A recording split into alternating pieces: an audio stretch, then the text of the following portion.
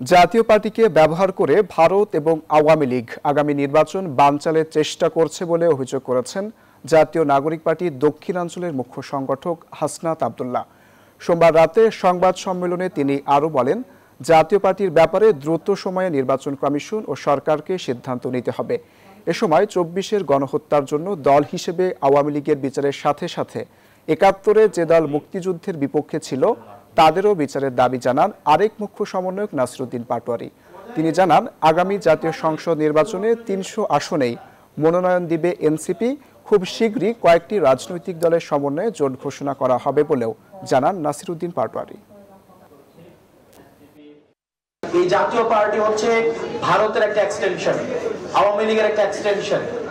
জাতীয় পার্টির বিষয়ে চূড়ান্ত সিদ্ধান্ত নিতে হবে এবং জাতীয় পার্টির কিছু মানুষ আছে যারা গণমাধ্যমে বিভিন্ন বিভ্রান্তিকর তথ্য ছড়াচ্ছে। একমাত্র স্মার্ট সিটি বসুন্ধরা, আধুনিকতায় এক ধাপ এগিয়ে।